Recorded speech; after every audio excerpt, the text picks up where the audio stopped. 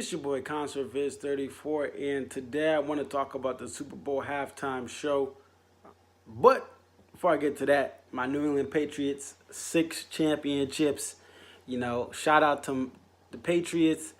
Tom Brady, the 18th highest paid quarterback, sacrificing his money to win championships. The top 5 paying quarterbacks in the league, they win at the Super Bowl. Okay?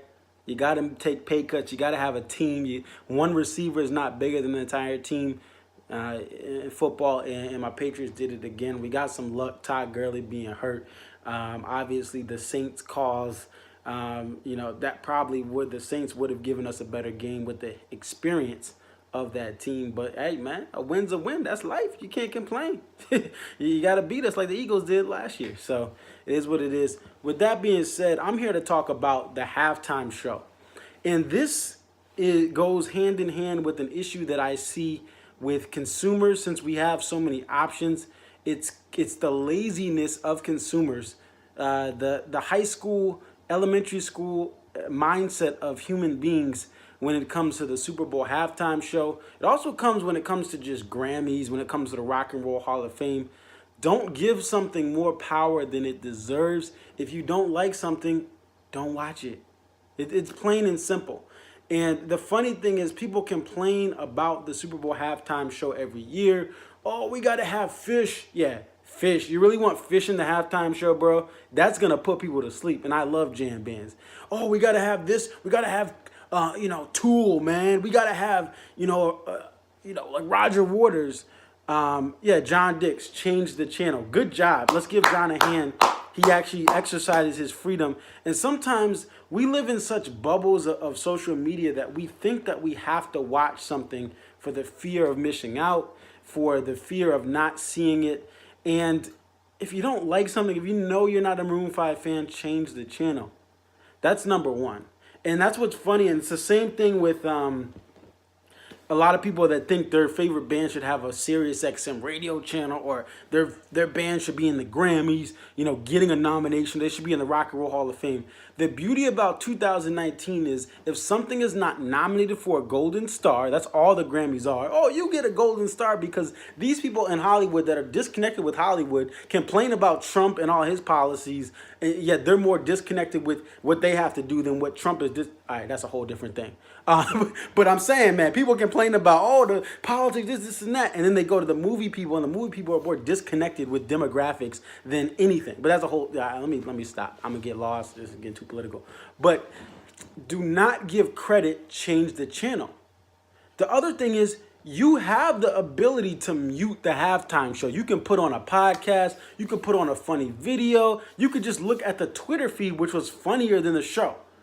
And I'm not trying to discourage people from making jokes, because what made the halftime show so entertaining to me was not watching the physical show, but being on Twitter or seeing other people pick up stuff on their feed, or people in the room. People can tell jokes in real life now, and people telling jokes about Maroon 5 in the room that I was in.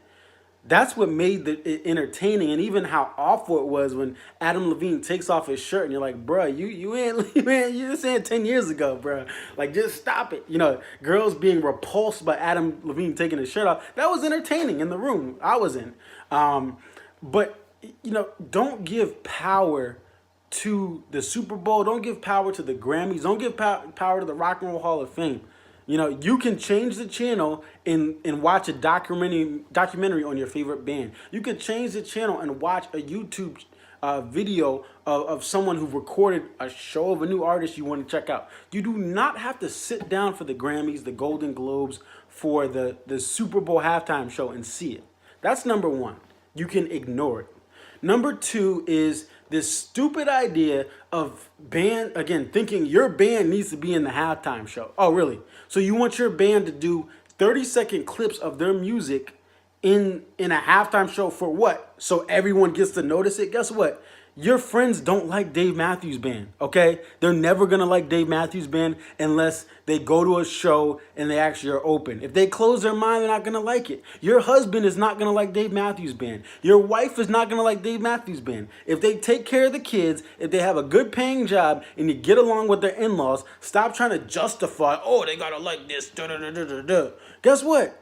You're okay, you like classic rock. Your child is not gonna like Rush, okay? Even though Rush, that's a bad example because Rush is gone. Your child is not gonna like Elton John, okay? They're not gonna like Genesis. They're not gonna like Phil Collins, okay? They're not gonna like Roger Waters, or they're not gonna like the Rolling Stones just because they're on the halftime show, okay?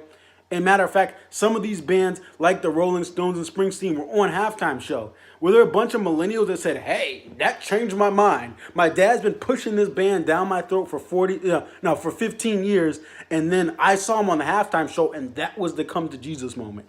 No, that's not how it worked. People are going to be stuck in their ways unless they actually open themselves up to be open to different types of music.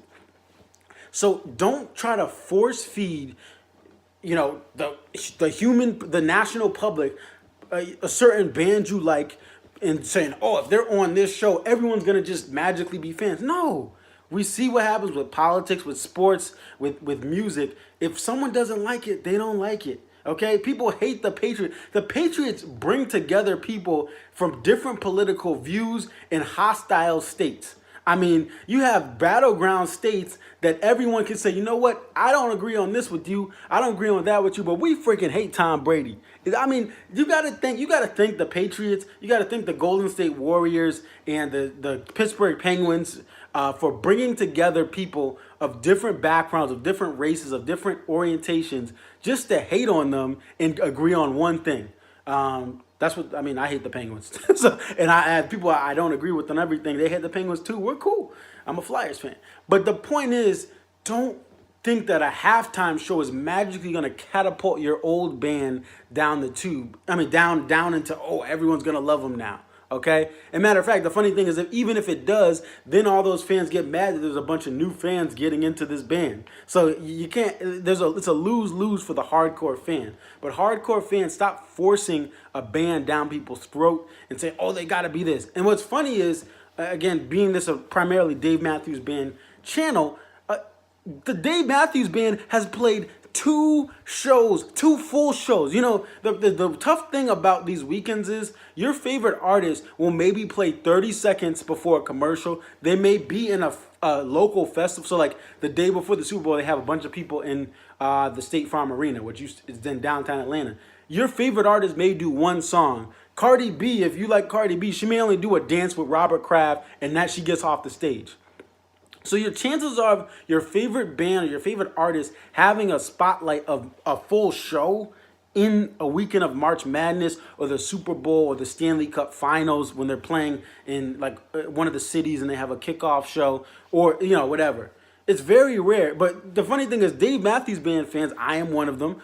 These fans are like, "Oh, they gotta play in the halftime." Shut up, okay? I'm sorry. Shut up. They played two full concerts in an arena and then in a warehouse. So they had an intimate warehouse and they had a full, NHL arena, the XL Energy Center that they played in. And what more could you want?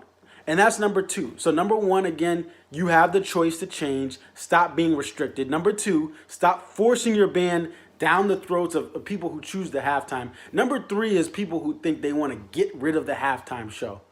Yeah, let's get rid of the halftime show. You know what it did? The halftime show was more entertaining than the game, and I'm a Patriots fan. People were talking more about Maroon 5. The buzz around the halftime show was bigger than most of the commercials and the actual game itself. Oh yeah, you own a network. Please, please, don't be that dumb. Okay, this is why you're not a manager because you don't understand basic economics. This halftime show draws attention. When Janet Jackson, that mishap happened, it literally kept people glued to the halftime show for about 3 or 4 years just because they were waiting for another screw up moment. Okay, this Maroon 5 thing kept people glued because they wanted to see how bad it was. And even when it was bad, it created buzz on social media, created buzz in your local room. And you go to work tomorrow or today now, it's Monday, and you talk about it. So don't say, "Oh, they should cancel the halftime show." What are you going to do? Do you really want to? The problem with professional sports is we have too much analytical content of what they should be doing. The best thing about the halftime show for the Super Bowl is you don't have these guys talking for 30 hours about, oh, they got to run the ball. You got to play to win the game. Oh, really? Really? You got to score more points. Oh, thank you for your breakdown and amazing analysis of what this team needs to do to win a Super Bowl. Like, who cares? I'd rather see a train wreck show. I'd rather see a Prince show. That Prince show, whoa, that was flames in Miami. R.I.P. to Prince. I'd rather either see a really good show. I'd rather see a really bad, like just horrible, tone deaf show. And Imagine Dragons and Maroon 5 brought us moments with college football playoff and the Super Bowl where you're just like, wow, whew, that was bad. And like, no matter what you think, and that's not to discredit those bands because I have Maroon 5 in my playlist. I'm gonna be honest, in my iTunes. I got some of their stuff from Songs About Jane's Secrets and She Will Be Loved. Like, I have that. And I have like Radioactive for my jogs. I know, Imagine Dragons isn't like the best rock band in the world. They're very overrated. Their music is not innovative, but it's fun and it's energetic and it's upbeat. And that's the thing. We complain about how politics is this. We complain about how the news is about people getting killed all the time. And God forbid the halftime show is an upbeat band. Usually you got a Bruno Mars, a Maroon 5, a Beyonce, but someone always has something to nitpick. But that's the society we live in, I guess. But at least, again, you either have jokes about how bad it is, you have entertainment factor for the Princes, for the other halftime shows that were really, really good and entertaining, like Katy Perry riding on that animal. Like, that was pretty dope, and I'm not even that big of I'm not a Katy Perry fan at all. But that was like, yo, that was dope. Katy Perry's riding on this, like, tiger joint. Like, that was pretty dope. I'm not the hugest Beyonce fan, but I mean, she literally shut the stadium down in New Orleans. Like, the power went out. No, it wasn't her fault, I guess, but I don't know. But still, like, it was entertaining. Justin Timberlake, his solo stuff to me is, it's all right. I mean, he makes hits, but it's all right. Like, I like a couple of them songs, but like, he doesn't have, like, NSYNC had more hits than JT. And yeah, I grew up in the 90s. But anyway, the point is that he was doing what he had to do to be entertaining. Whether you like it or not, he was trying to do his thing. Maroon 5 tried to do their thing. It was a train wreck. Why do you need 3 electric guitar players on stage and y'all all lip playing anyway? But anyway, I mean, Levine has a guitar, the guitarist has a guitar, and there's some dude back. Like, how many guitars do you need for a pop top 40 recording? Anyway, that was fun. That was funny. The Onion put an article out at halftime as well about Maroon 5. Like, that's the thing is, and look, I know I'm complaining about the complaining, but the bigger issue is how there's some people trolling, joking, whatever, that's fine. But people who are literally upset that the halftime show doesn't have their favorite band or this doesn't have their favorite that, put the TV on another input. Get your YouTube set up, get your Google Chromecast, your Apple TV, whatever you got, and go put on Roger Waters. Go put on Dave Matthews Band. Go put on Bon Jovi, bruh.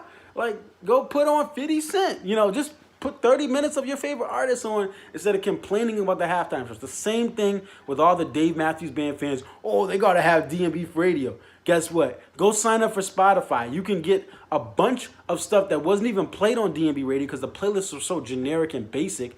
You could go and just find fan-submitted playlists and listen to all the live DMV you want in the order you want. A bunch of exclusive content on Spotify. Apple Music and Spotify have about 20 of the live tracks. So if you don't own them all, or you own them all and you just want to have ease of streaming when you're on the go and you have Wi-Fi at a hotel, you can do it. Like, it's hilarious.